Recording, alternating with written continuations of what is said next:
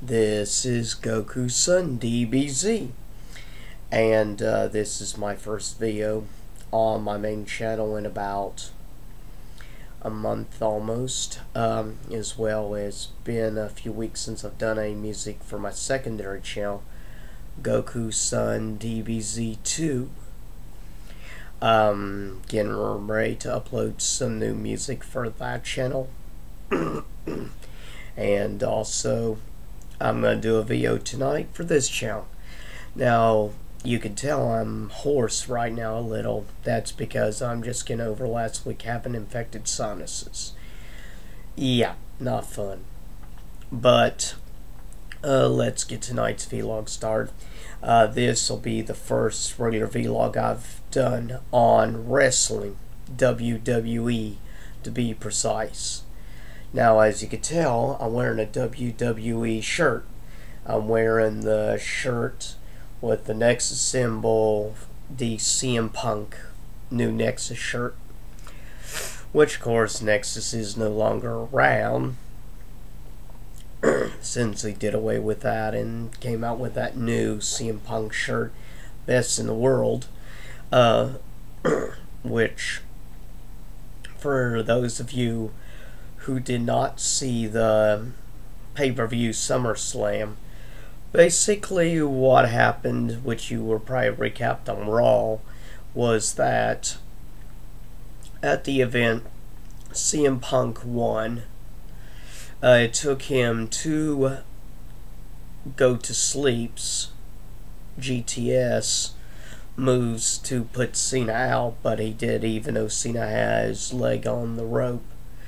And then at the end when he won, you had Kevin Nash come from the crowd in and do a jackknife powerbomb to CM Punk, and then of course cashing in his Money in the Bank match. Money in the Bank case, he cashed in and became the WWE champ. Not too happy about that, of course. I think CM Punk should have kept the title. He should not have been robbed. But that's the way the Money in the Bank works. And CM Punk is a two-time winner of Money in the Bank, the only person to win it 2 times. Also, of course, on stuff.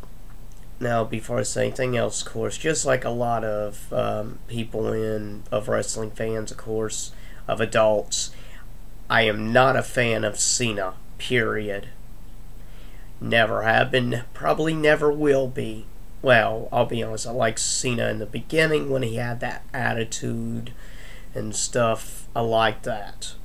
But, you know, I can't stand the childish Cena of now. Or as I call him, the wannabe version of The Rock. But nonetheless, was pretty good pay-per-view overall. Of course, Randy Orton won back the title. If you saw the pay-per-view, you noticed Randy Orton, it showed like a little blood, so it's nice to actually see a little bit of that back. Even though it's still TV PG, I just hope someday soon they bring back the TV 14 era. I miss those days. But the way things basically went down on Raw, I think that you're going to be seen in the near future. Since Kevin Nash has come back, being old buddies of Triple H, and you have Stephanie McMahon appearing again. I'm starting to get the feeling of maybe a McMahon-Helmsley era #2 coming. I just get that feeling that we're going to see a second McMahon-Helmsley era. Of course, the first one was when DX was still around, when you still had X-Pac, Road Dogg, Billy Gunn with them. Plus, he had the cooperation of Shane, which you will no longer see since he's working with another wrestling promotion and is also shareholder in other things as well. But now, of course, in reality, Vince still calls all the shots. just for storyline, which I do find interesting, making Triple H the COO was interesting, and I did kind of like the twist of Kevin Nash appearing at the pay-per-view. It was nice. Been a while since you had a little bit of a twist at the end of an event. But I definitely look forward to seeing what they do in the near future. But I hope they do.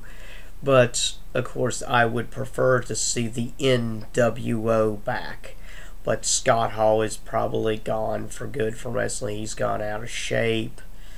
And of course, Hogan is in with TNA very strongly, and his version of the NWO now, Immortal.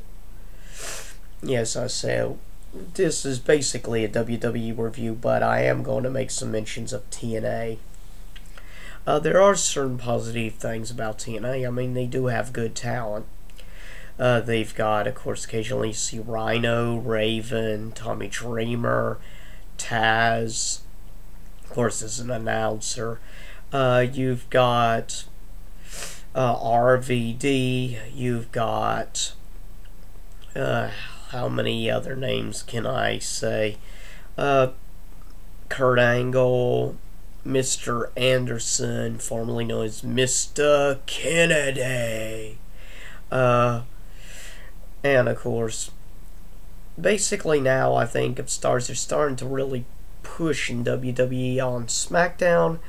I'm seeing them really now making a push for Cody Rhodes, of course, and of course the backup of Ted DiBiase. Now, whether or not how long those two stay together, I'm not sure, but it is interesting having them back together. You know, former remnants of Legacy back, and I'll be interested to see if any other wrestlers make appearances soon in WWE. Now, if you notice of wrestlers that have not been making appearance in a little while in WWE, I'm sure you've noticed of the Nexus that Mason Ryan hasn't exactly made an appearance as of late. So, makes me wonder if he went back to the old wrestling group he was with the former wrestling promotion, or if he decided to stay with WWE and he's taking a break. Yeah, I'm not sure. Of course, in the WWE Divas division, of course, you have this new team calling themselves the Divas of Doom, Beth Phoenix, and I'm trying to mirror, but Natalia. And I'll be honest, I like this. Always have been a fan of Beth Phoenix. Other than Beth, I've liked Melina.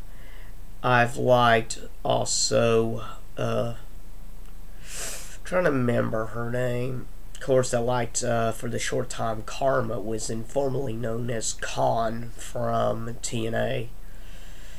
But she's out. Hopefully she comes back. And I mean, today of the dominating diva, basically the only really dominant one they've got is Beth Phoenix, since China and other greats of the past are gone, which is sad. But overall, that's how I feel. Basically, that I'll be curious to see what goes on in the near future between Cena, CM Punk. I think they're going to start working on a rivalry between CM Punk and Kevin Nash. It remains to be seen, but it would be interesting. But I'll be honest, Kevin Nash used to have good mic skills, and I think he's lost his mic skills. CM Punk is one of the, I would say, one of the three best in WWE on the mic. Now, whether you like him or hate him, you can't deny that The Miz has some of the best mic skills in WWE. Another one, which I think has developed really good mic skills, is Wayne Barrett. Of course, former leader of the Nexus and the Core.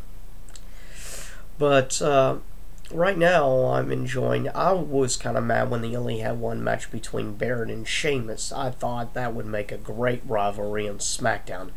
Of course, you've got the Sheamus Mark Henry thing. Mark Henry wants to think he's dominating. Well, I say put him up against another big guy from SmackDown. Put Mark Henry in a match against the Great Khali. See how that goes down. It's too bad, though, Undertaker's not around. You don't have the old Ministry of Darkness Undertaker, because he would have put people like Mark Henry in his place real quick, with people like Viscera, the Acolytes, the Brood, backing him up. The Ministry of Darkness was the most dominating wrestling group ever. Sorry to Cole, but Nexus wasn't the most dominant. I would consider Nexus probably one of the 5 most dominant wrestling groups ever, along with also groups like the NWO Black and White of the old days in WCW.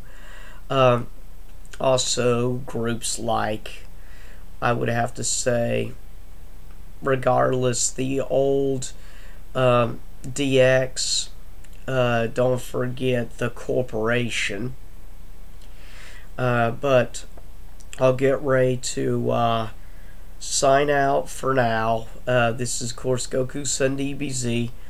Peace out. Hopefully someday we do, of course.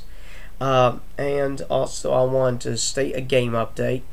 It's been mentioned by GameStop now of video games that right now it may have set an all-time new record of reserves on RPGs, which comes out 11/11/11 this year, and that is Elder Scrolls V Skyrim, which of course I put my reserve down on, and I can't wait, because in this game both your hands can be used for spells, magic, which I'm going to enjoy because I've always been a magic person. RPGs like Fable series, and really any RPG where you can do magic and stuff, I've always been a big magic fan. Anyways, I'll get off for now. Just thought I'd give you that update to gamers out there who watch my channel, and I'll do another WWE video in the near future, hopefully, and give you more updates. But for now, I hope you have a great week. Have a good night, everybody.